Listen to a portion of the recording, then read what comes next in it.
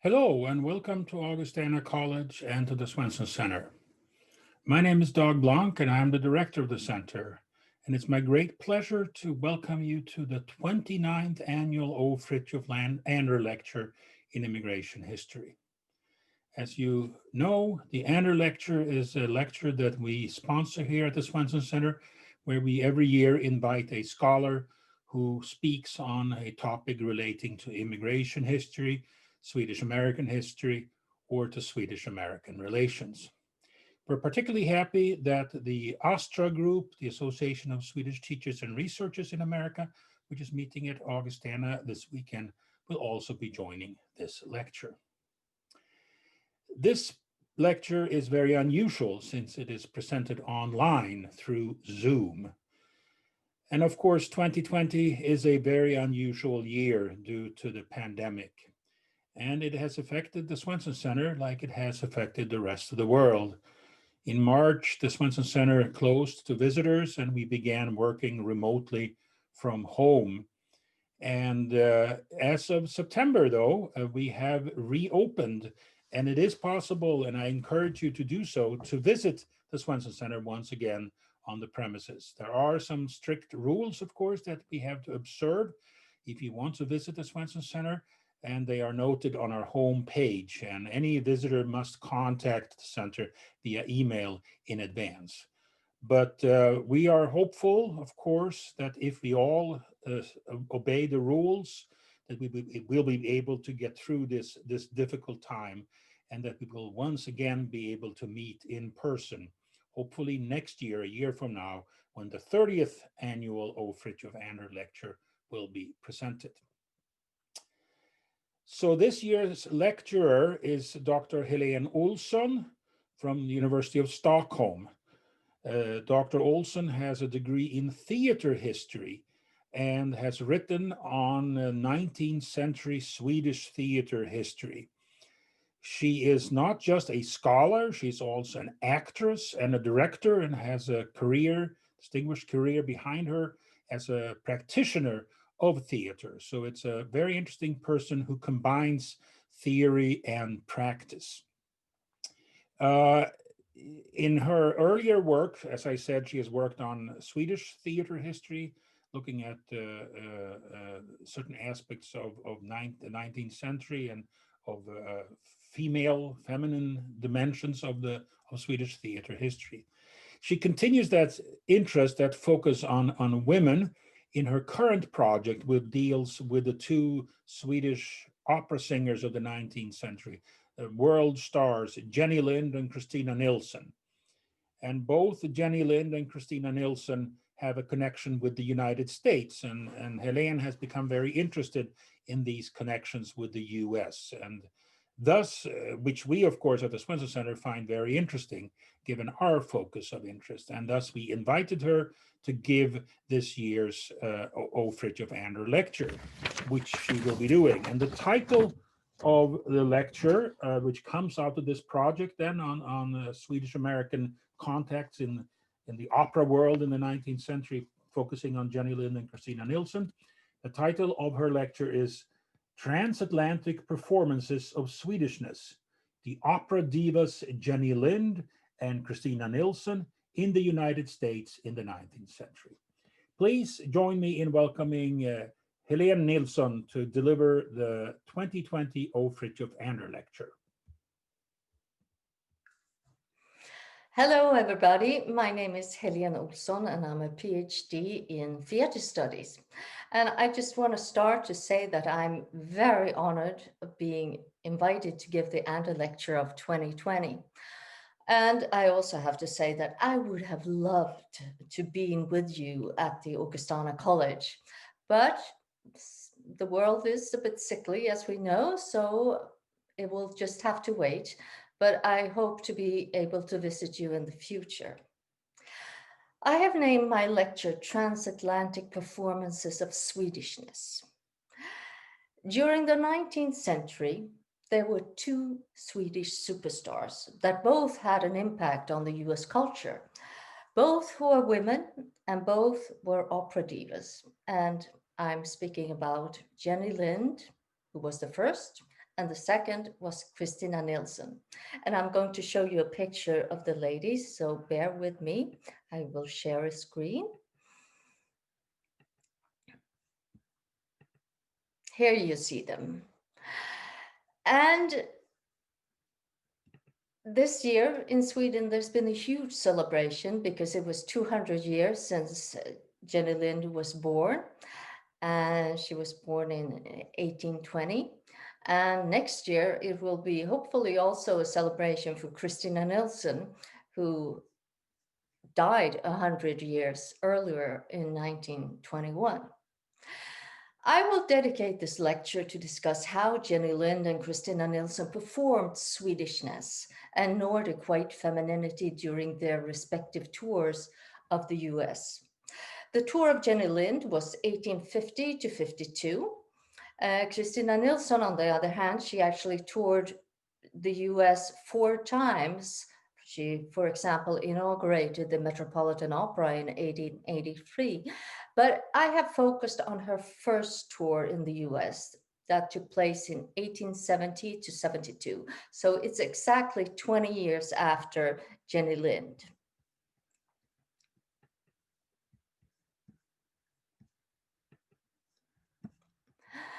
So the 19th century saw the emergence of the female celebrity on a global scale. Even though there had been guest performances in the US since colonial time, Jenny Lind was one of the first to make a tour of the continent. Due to the successful outcome, not least economically, she was the one who instigated this era of internationally touring divas with, for example, French Sarah Bernard as very famous French actress. Theater historian Tracy C. Davis means that divas, and I quote, possesses exceptional skill, marketed with uncommon personality and an incalculable measure of ego, end of quote. Undeniably, both Jenny Lind and Christina Nilsson possess exceptional professional and artistic skill. Their respective vocal powers were regarded as outstanding, and they were both excellent actresses in full control of their performance technique and charisma. Both of them also had a strong personality and an unusual personal history, which they both made into cornerstones of their respective public image. And last but not least, they were both professionally ambitious, a quality that during the 19th century was coded masculine and subsequently was considered to be restricted for men. Divas were women who mostly came from poor and humble circumstances, who now, through their talent and professionalism, could become rich and famous, queens of the stage. This era coincided with a growing polarization between masculinity and femininity. The ideal of upper and middle class women was to be domesticized and not to take part in public life. A woman's respectability was actually defined by her dependence on a man, not least economically. The performing woman was in direct opposition to this ideal and was consequently by some regarded as making a spectacle of respectable femininity and also being a threat towards men's masculinity. A woman who performed on stage was simultaneously worshipped and despised, praised and abused, and she had to walk the line between being a respectable role model or a social pariah. During the 1830s and 1840s, the conditions in the media had started to change for female performers. Now it was no longer merely their artistic achievements that were commented on, but also their personal character, their femininity, and lifestyle. With the help of new technology and mass production, the divas' reputation and fame reached places where they had never visited. The magnitude of the impact of both Lind's and Nilsson's celebrity and the so-called mania that they inspired was to some extent designed by the emerging industrialization and Western colonization. Jenny Lind was born 200 years ago outside wedlock, and she made her breakthrough on the Royal Opera in Stockholm at the age of 17. But at that point, she was no debutante on stage. She had actually gone to the drama school of the Royal Theatre since she was 10, which included musical training and also dance training, ballet training. And she had regularly, during this time, performed in small roles. I'm going to share another picture with you.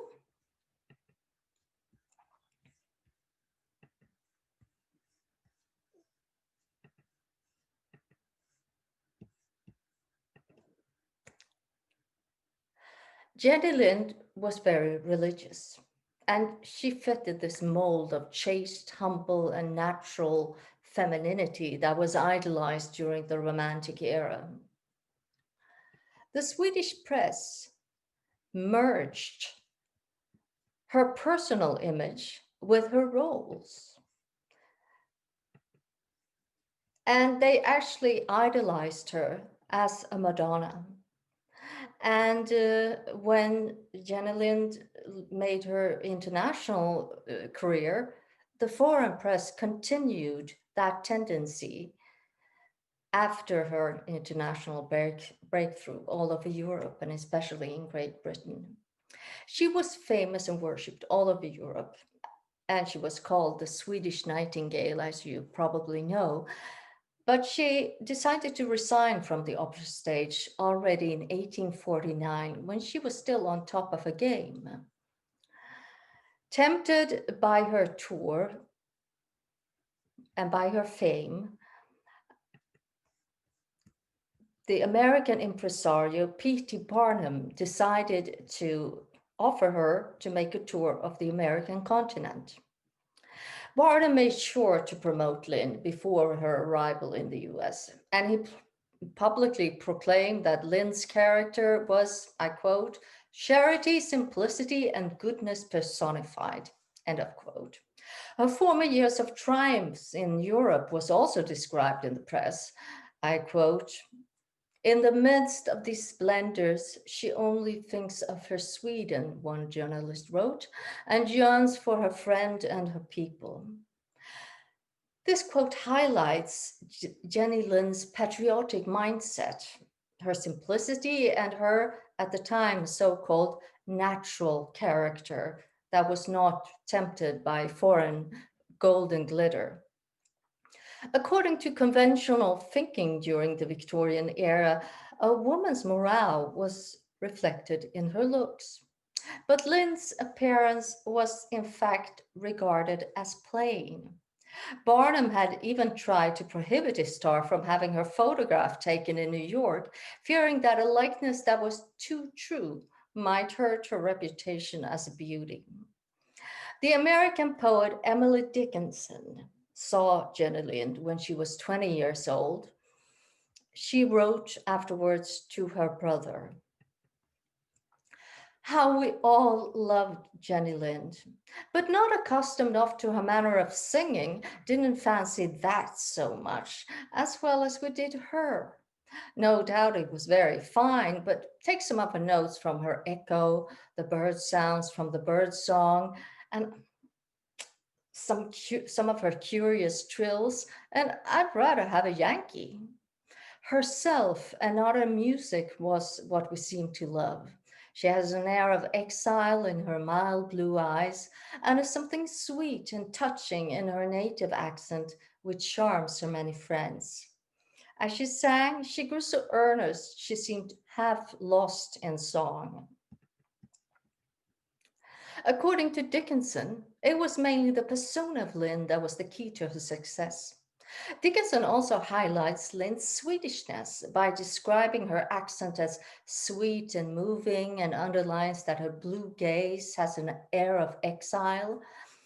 I would argue that the plainness of Lind's appearance rather added to her image of humility and naturalness.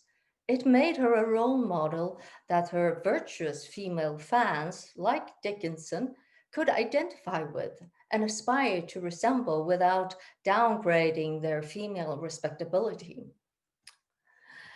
The American opera singer Clara Louise Kellogg, she also saw Jenny Lind during her childhood in New York, actually. Here she is. And she remembered the way that Jenny Lind tripped on the stage that night with her hair, as she always wore it, drawn down close over her ears. Lind's tripping entrance, as well as her simplicity and tidy hairstyle, accentuated the femininity of innocent girlishness. Another witness described her in the moment before she began to sing. I quote, "The divine songstress, with that perfect bearing, that air of all dignity and sweetness, blending a childlike simplicity and half trembling womanly modesty with beautiful confidence and serene wisdom of art." This description, with keywords like dignity, sweetness, childlike simplicity, and womanly modesty, corresponded completely with idealized femininity of the era, even though, as I said before, Lynn did violate her femininity by performing on stage. But the other strand of keywords in the quote, like divine, genius, serene wisdom of art, revealed that Lind was a diva, a proclaimed artistic genius, and as such, she actually stood above some norms of mortal women. Also, Christina Nilsson's American success 20 years later was partly explained by her femininity. A critic after her concert in Boston 1870 wrote, "The secret of her, Nilsson's success, lies in her superiority as an artist, but also in her loveliness as a woman. Genius is never so omnipotent as when it manifests itself in a beautiful, good, and modest nature. Nilsson is such a revelation." And this is a quote in a Swedish American paper.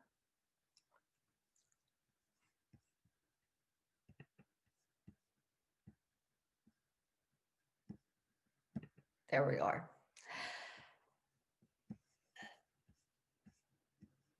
Here the keywords are loveliness as a woman, beautiful, good, and modest. Although she lacked the girlish quality of Lind's persona, Nilsson also had the reputation of virginal respectability.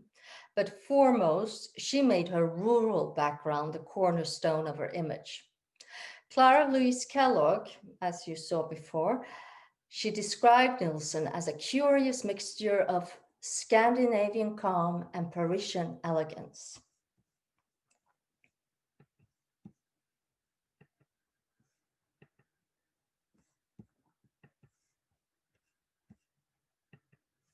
And here we have her as a child. Christina Nilsson, her reputation nearly outshined Jenny Lind's. Nilsson was the daughter of a destitute crofter and had spent her childhood walking in the company of a female beggar on the Swedish countryside, and she performed on markets, inns, and according to some accounts, even on brothels. Nilsson would sing and play violin wherever there was an audience in hope to earn a couple of pennies. And already as a child, she accumulated some sort of fame. So this is actually a drawing that was made 1850 when she was 10 years old of a Swedish artist. And this was exactly during the same era that Jenny Lind made her big tour of the United States.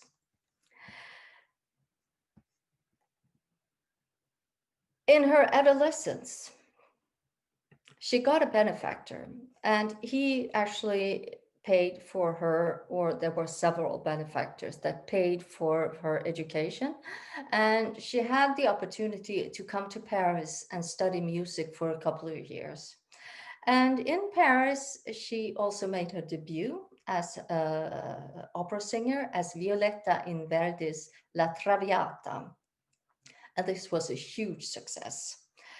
Thereafter, she conquered the rest of Europe, and she was really a true queen of the stage.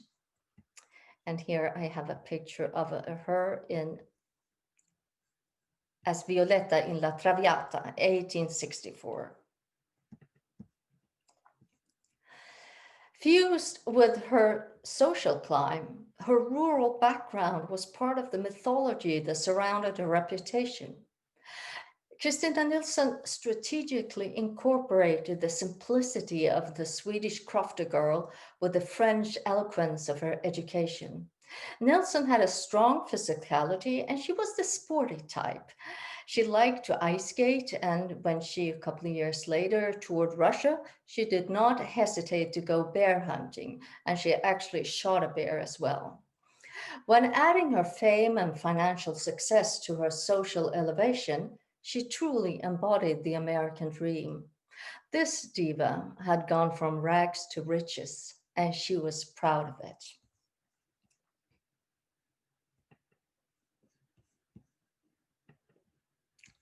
For the deeply religious Jenny Lind, money was not just a tool for a comfortable life. It was an instrument to achieve her philanthropic projects. After the opening performance in New York, P.T. Barnum appeared on stage and informed the audience that it was Jenny's intention to give her profit from the evening to charity in the US, and the profit extended $10,000. The success was ultimate. Jenny Lind captured the heart of the American audience across nationality, age, gender, and class. Philanthropy was a deliberate strategy that divas developed to distance themselves from the association with courtesans, which always follow them as female performers and women in the public sphere. Through her extensive and very public charity during her whole career, and especially during her American tour, Jenny Lind fulfilled her personal agenda that was based on her Christian ideal, definitely. But in that process, she also distanced herself from the connotation of the public woman. This diva signified that she had a divine mission with her performances. Following the spirit, Lynn donated, for example, $1,500 to the building of the first Swedish evangelical Lutheran congregation of Andover. As a consequence, the chapel was called the Jenny Lind Chapel, and it still stands to this day. 20 years later, Christina Nilsson followed in her league by helping to construct the first chapel of the Swedish Evangelical Lutheran Church in North Bridgewater, now Brockton, in Massachusetts. She raised over $2,000 through a benefit concert for the small and poor Swedish congregation. I would also like to emphasize that Protestantism was, at that era, the mandatory faith affiliation in Sweden. And by publicly aligning themselves with Protestantism, I would argue that the divas also performed Swedishness. There are many accounts of that Lind's soulfulness made her appear beautiful when she sang, even though she was regarded as plain. Lind's beauty came from within her, all according to the Christian ideal of inner beauty. She had what film historian Richard Dyer calls the glow of the white woman. Dyer argues that this ideal can be seen in older European art, like, for example, in paintings of Rembrandt, and this ideal was later emphasized by lighting techniques in photographs and movies. And I'm going to show you a picture of two paintings of Jenny Lind and Christina Nilsson, where this technique is actually used. Here they are. You can see how their whiteness and the blondness come across in these paintings.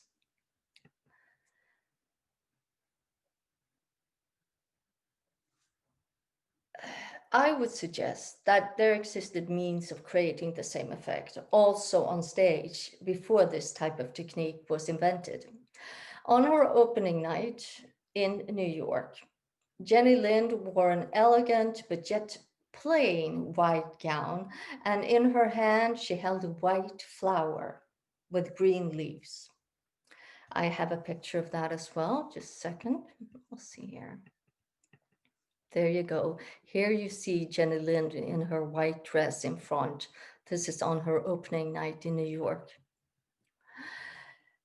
The white dress highlighted her blonde features, auburn hair and blue eyes, and a white flower in her hand associated her femininity with the ephemeral, blossomy nature itself.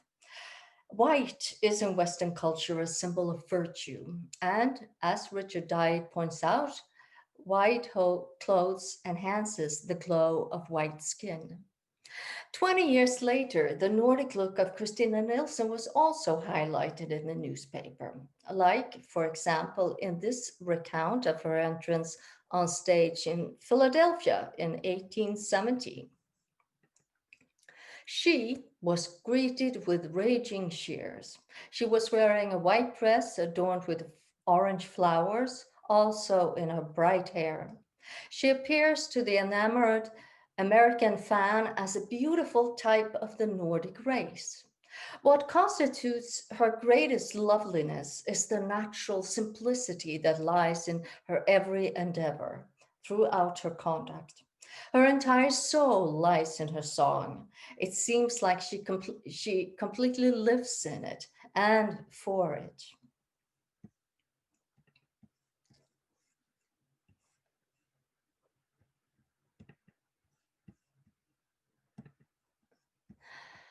Some keywords from Lind's tour reappear in this quote, like natural simplicity and loveliness, and also Nilsson seemed to live only for her singing that was filled with her soul.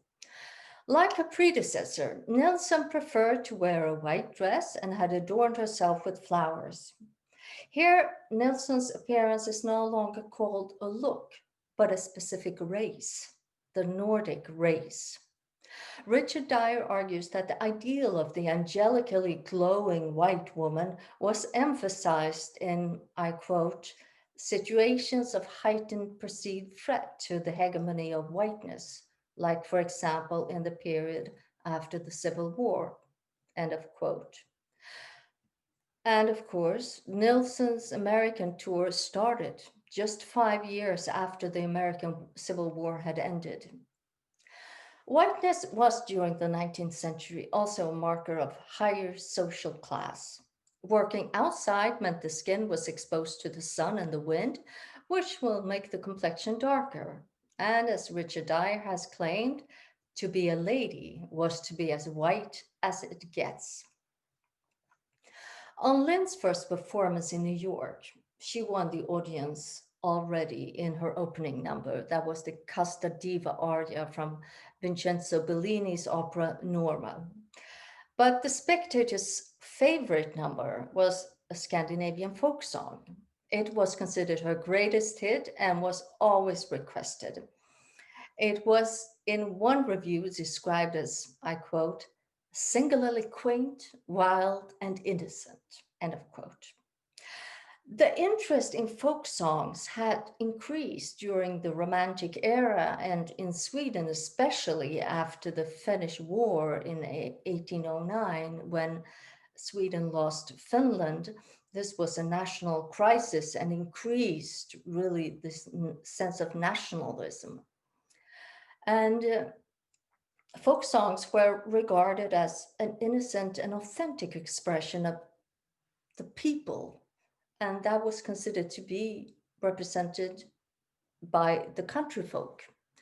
So when Swedish folk songs started to be published in the 1810s, they became increasingly popular.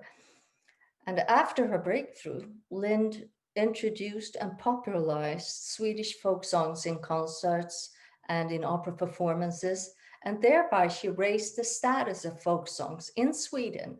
And then, of course, when she had her international breakthrough, she also took them with her in her repertoire and spread them internationally. Lynn's performance of Swedish folk songs in the US symbolized the distinctiveness of the Swedish people and, in the long run, of the uniqueness of the Swedish nation. The description of the songs as quaint, wild, and innocent can be read as signs of a country folk living in a wild nature and an innocent realm. Though when performed by Lind, I would suggest they also hosted sensual implications of the virginal young woman who houses an underlying passionate sexuality that is yet to be discovered. I would also argue that through her performances, the Scandinavian folk songs became associated with and idolized and exoticized Nordic white femininity. The next favorite number on Lynn's concert was the Greetings to America by Julius Benedict. And this song was actually a result of a contest that Barnum had launched, a contest to write the lyrics, and that was won by the popular poet Bayard Taylor. So Lynn sang, I quote, I greet with a full heart the land of the West, whose banner of stars our world is unrolled, whose empire overshadows Atlantic wide breast and opes to the sunset its gateway of gold. Later during her tour, another popular song was also the middle class favorite, Home Sweet Home. With these songs, Lind emphasized the conflicting feelings of being an immigrant, the clashing emotions of being torn between loyalties and longings to one's native country, Sweden, and on the same time embracing the new country, the United States, with all its possibility it had to offer. I'm sure that these emotions were recognizable for many of the spectators. Also, Christina Nilsson had Swedish and Scandinavian folk songs on her repertoire, which she indeed had kept and developed from her childhood. From her concert in Philadelphia, the Swedish press reported that she sang a little Swedish folk song that inevitably brought tears to the eyes of the present Swedes. Here it becomes clear that when Nilsson performed the Swedish folk songs, it triggered emotions in the Swedish Americans of nostalgia, loss, and longing. The folk songs had become codes of the nation they had left and the loved ones they had left behind. Her repertoire in the US also consisted of popular Swedish songs that are not really to be regarded as folk songs, like, for example, 14 år tror jag visst att jag var. In English, 14 years I believed that I was. Originally, this is a song from Tyrol, but it was translated to Sweden, and in the US during her tour, this became Nilsson's signature tune. And this is a tune she kept all her during her continued career as a signature tune. The way that both Lind and Nilsson mixed operatic numbers, Swedish folk songs, and popular songs was a successful way of appealing to a wider audience that was not used to opera, as indeed Dickinson witnessed in the earlier quote.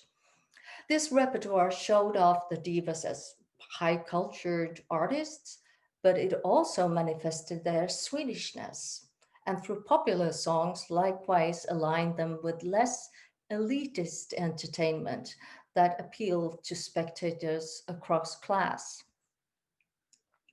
American writer Wayne Koestenbaum has identified a number of processes and signs that defines the diva. This can be like a crowd that gathers when the diva arrives at the train station, or nowadays with airplane, and or people gathering at a hotel and so on. One of these diva codes is the association and kinship between divas and queens. Koestenbaum writes, and I quote, "The diva masquerades as regal, Queens and divas understand each other. The diva believes, and this may not be grandiose delusion but truth, that she and the queen are secret sharers, conversing in winks and nods. End of quote. During her American tour, the British satirical magazine Punch took the opportunity of making fun of Lynn's popularity overseas by publishing a cartoon of the diva being crowned as Jenny the First, Queen of the Americans. I'm going to show you to you.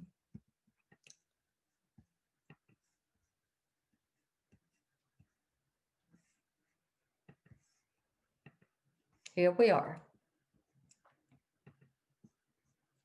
On the left-hand side, you can see Jenny sitting on a throne. That is a wheelchair.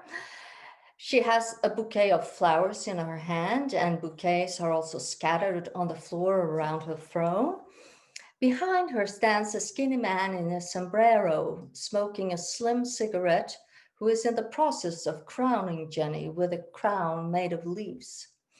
In front of her is a cheering crowd. People lift their hats on sticks up in the air. Hands are held up waving.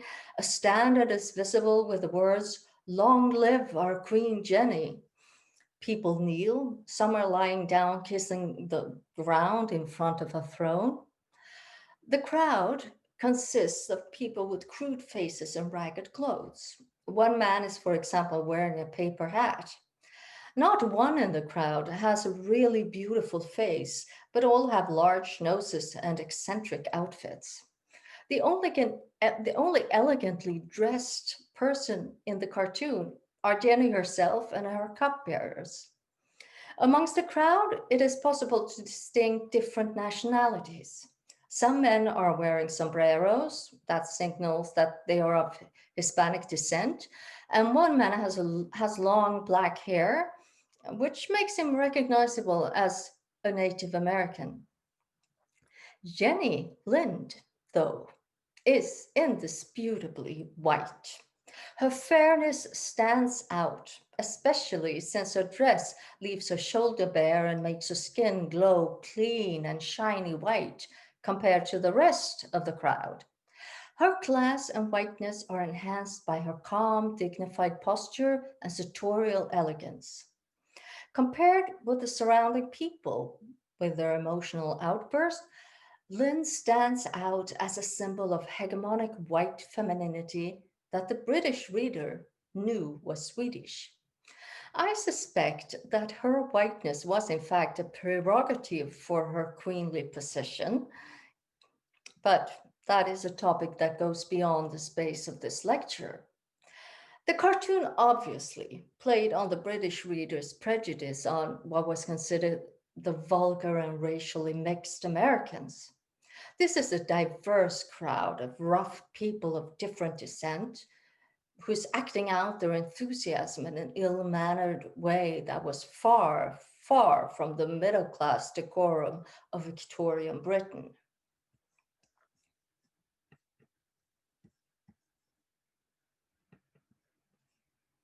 Likewise, Christina Nilsson used the combination of charity and performance as a figurative queen as part of her image. During Nilsson's tour, the population of Swedish immigrants in the US had grown considerably, especially after the Great Famine in Sweden in the late 1860s. The first time Nilsson arrived in New York in 1870, a group of Swedish immigrants in the city decided to make a procession to greet her. Never before had so many Swedes been gathered on the same time. Also, Norwegians and Danes joined in, and around 10,000 people turned up as an audience. The train started when it was dark at 11 o'clock. They were holding about 600 colored lanterns, the Swedish, Norwegian, Danish, and American flags, and standards with a picture of both Jenny Lind and Christina Nilsson in white and gold. Note the colors, white and gold. They marched the 3rd Avenue and 14th Street up to the 4th Avenue to the villa where Christina Nilsson was staying. They stopped under her window and held a serenade for her, which included Swedish folk songs and the national anthem. This made Nilsson cry, just like her fans had done in Philadelphia when she sang the Swedish folk songs. After the concert, she opened the window and thanked the procession with a speech that she held in Swedish. Then she descended the floor to a balcony that was decorated with Swedish flag. She had agreed to let the train pass by her so all of her countrymen could get a good look at her. When she entered the balcony, Christina Nilsson kissed the Swedish flag. She sat down on a chair and was lit up by two gigantic candelabra. Her fair skin and blonde hair must have been glowing in the light from the candles when this train of Scandinavian subjects passed beneath her. Nilsson here performed as queen of the Scandinavian Americans in exile. In the article, she's also called the Queen of the Day. At 1 o'clock, it was finished, and the train walked back and dissolved. Nilsson's gesture of kissing the Swedish flag and crying during the Swedish folk songs and anthem shows an example of the expressed warm emotion for her native land. And this worked as an identity marker for the Swedish diaspora. She showed that she was truly one of them. The writer of the article emphasized how calm the whole event went by, how people were respectful towards each other, even though a lot of people were involved. The writer makes a point out of that the American papers that also cover the story underline the circumstance and that a calm crowd was something very unusual in New York City. This suggests that calm, decent behavior had become qualities that were regarded as distinctive for Scandinavians. The procession for Christina Nilsson can therefore also be read as a manifestation of presence from the growing community of Scandinavian Americans in New York City and their performance of Swedishness as a positive identity marker. Similar manifestations occurred when Christina Nilsson arrived in Boston and also in Chicago, where the Diva worship really reached its peak, because of course this was the strong community for the Swedish Americans. In the recounts of the celebrations of Nilsson by Swedish Americans, it becomes clear that the singing of traditional Swedish songs and Scandinavian folk songs had become glue for the Scandinavian community in the US. A Swedish American identity was truly emerging. In 1850, Jenny Lind was depicted as the American people's queen in a satirical drawing, which associated the Americans as ridiculously exaggerated in their diva worship. 20 years later, though, the queenly greetings and manifestations of Nilsson in the US have normalized both diva worship and diva conduct as being performed rituals that was expected both by the fans and assumably also by the diva herself. Jenny Lind had hated the attention she attracted in North America. Christina Nilsson, on the other hand, seemed to have played the part as a figurative queen of the Scandinavian Americans to perfection, even though she sometimes retired early. I would argue that Christina Nilsson and Jenny Lind, in their respective self-fashioning and performances in the US, set out a template for aspiring divas of the 20th century to follow. I will just show you a picture here.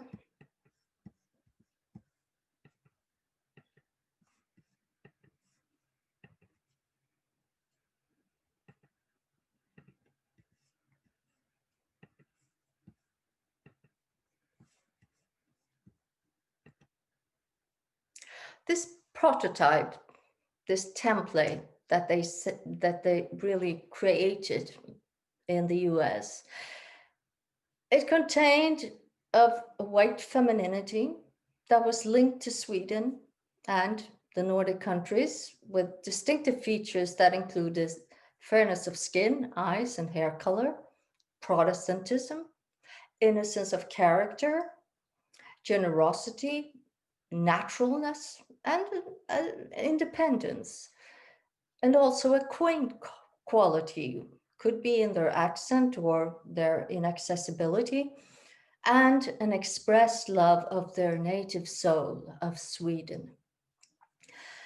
These were qualities that Swedish movie stars during the first part of the 20th century, like these ones, Greta Garbo and Ingrid Bergman,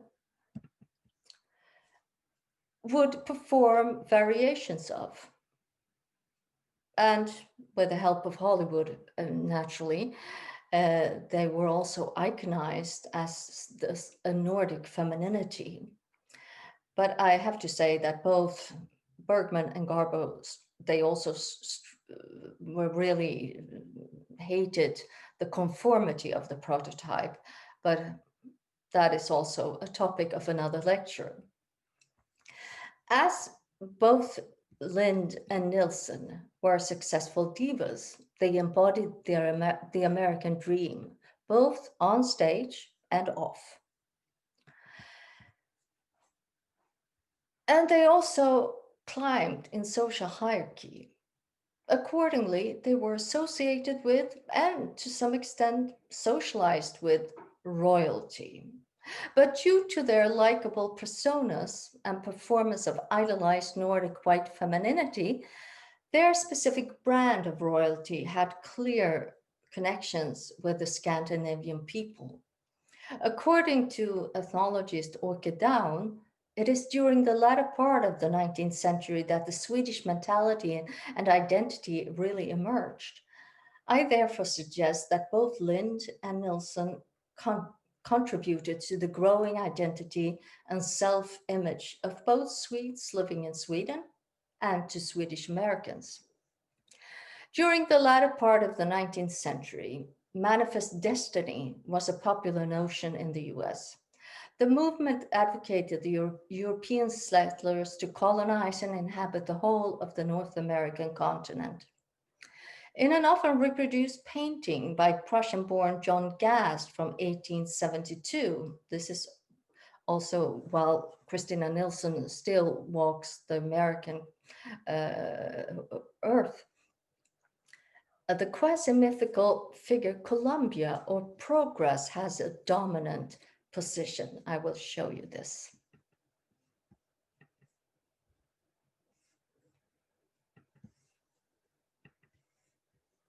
Here. The often reproduced painting called American Progress was originally printed in a travel guide. In the painting, Progress comes from the east with a light, holding a school book in one hand and a telegraph wire in the other. Her mission is enlightenment, civilization, and education, ushering in an era of modernization, development, and advancement to the ignorant and dark Wild West. Progress is blonde with a fair complexion and has the inner glow of the white woman. She wears a white toga and is crowned with a tiara with a white star. It is unknown, I don't know who John Gast used as a model for Progress, but I cannot resist the temptation of showing you the resemblance to Christina Nilsson. Here she's photographed as Queen of the Night in Mozart's opera, The Magic Flute. And this is a photograph from 1865. So I'm pretty sure that when she was in the US, this was a photo that was circulated.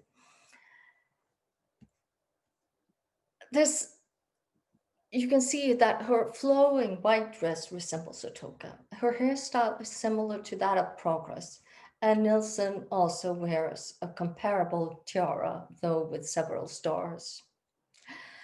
I would suggest that this Progress, this quasi-mythical figure, Progress, sometimes called Columbia, in the painting was associated with Nordic white femininity.